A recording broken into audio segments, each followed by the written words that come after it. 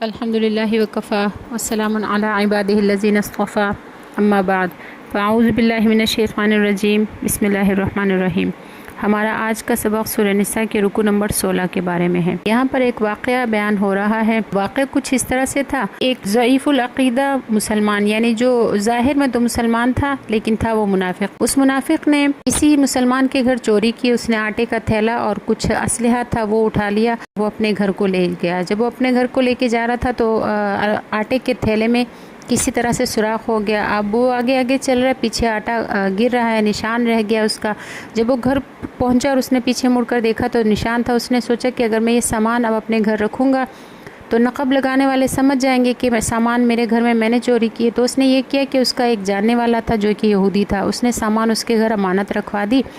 اور اس نے کہا کہ میری امانت ہے آپ کے پاس، یا آپ رکھ لیں، میں آپ سے صبح لے لوں گا۔ تو سامان کا مالک تھا جو مسلمان تھا، اس نے جب گھر میں دیکھا کہ سامان غائب ہے تو وہ جب تلاش میں نکلا تو اس کو وہ آٹے کا سراغ ملا۔ وہ سراغ کے پیچھے چلتے چلتے اس منافق کے گھر میں پہنچ گیا۔ وہاں پہنچا، اس سے کہا کہ تم نے سامان چوری کیا میرے گھر سے، تو وہ قسمیں کھانے لگا۔ اس نے تلاشی لی تو اس کے گھر سے کچھ بھی برآمد نہ ہوا۔ جو منافق تھا اس نے کہا کہ یہ تمہارا سامان جو ہے میں نے فلاں یہودی کے گھر میں دیکھا ہے۔ انہوں نے وہاں پہ وہ آٹے کا سراغ پایا تو وہ سراغ پہ چلتے چلتے اسی یہودی کے گھر پہنچ گئے۔ یہودی کے گھر پہنچے، وہاں تلاشی لی تو وہاں سے سامان برآمد ہو گیا، لیکن یہودی یہ کہہ رہا تھا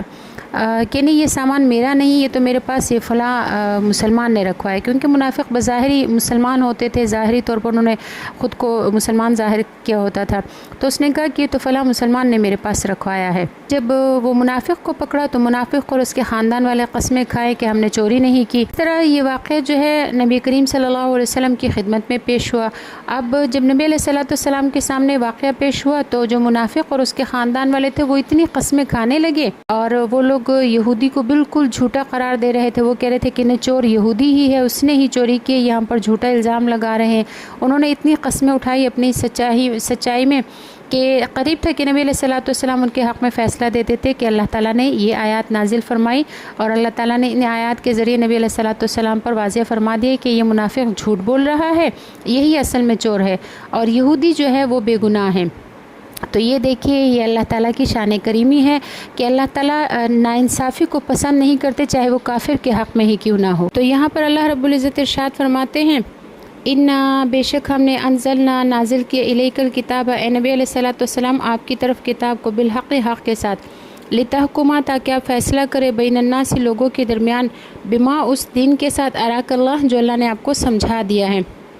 ولا تکن اور آپ نہ ہوئیے للخائنین خیانت کرنے والوں کے لیے، دھوکے بازوں کے لیے، خصیمہ طرفداری کرنے والے، واستغفر اللہ اور اللہ تعالیٰ سے مغفرت مانگیے، ان اللہ بے شک اللہ تعالیٰ کان ہے غفور الرحیم بخشنے والا رحم کرنے والا۔ ولا تجادل اور آپ جھگڑا نہ کیجیے عن الذین ان لوگوں کی طرف سے یختانون انفسہم جنہوں نے اپنے ساتھ دھوکہ کیا یا اپنے نفسوں کے ساتھ جنہوں نے خیانت کی، ان اللہ بے شک اللہ تعالیٰ لا یحب نہیں پسند کرتا من اس شخص کو کان خوانا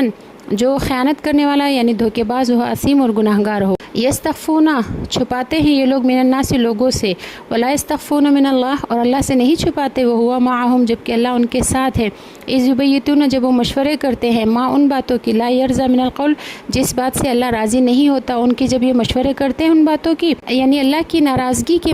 باتوں کی جب یہ مشورے کرتے ہیں تو اللہ ان کے ساتھ ہوتا ہے، اللہ جانتا ہے، وکان اللہ اور اللہ تعالیٰ ہے بما یعملون جو بھی اعمال یہ لوگ کر رہے ہیں ان کو محیطہ گھیرے ہوئے۔ پھر اللہ فرماتے ہیں ہاں انتم پھر تم ہاں اولائی وہ لوگ ہو جادل تم کہ تم جھگڑا کرتے ہو عنہم ان سے، یعنی ان کی طرف سے فی الحیات دنیا کی زندگی میں، یعنی ابھی تو یہ منافق کے خاندان والوں کو اللہ تعالیٰ فرما رہے ہیں کہ ابھی تو تم جو ہے نا اس منافق کی وجہ سے دنیا میں جھگڑا کر رہے ہو اس کے حق میں کہ اس کے جھوٹ کو بھی سچا ثابت کرنے کی کوشش کر رہے ہو، لیکن اللہ فرماتے ہیں فَمَن يُجَادِلُ اللَّهَ عَنْهُمْ يَوْمَ الْقِيَامَةِ کون بچائے گا اس کو قیامت والے دن اللہ سے، اَمَّن يَكُونُ عَلَيْهِمْ وَكِيلًا یا کون ہوگا ان کا کارساز، یعنی کون اس کی گواہی دے گا، کون اس کو بچائے گا اللہ سے۔ وَمَن يَعْمَلْ سُوءًا اور جو کوئی گناہ کرے، او یظلم یا ظلم کر بیٹھے نفسہ اپنے آپ پر، یعنی اپنے ساتھ کوئی برائی کر بیٹھے، ثم یستغفر اللہ پھر وہ اللہ تعالیٰ سے مغفرت مانگے، یجد اللہ تو وہ پائے گا اللہ کو غفور الرحیم بخشنے والا رحم کرنے والا۔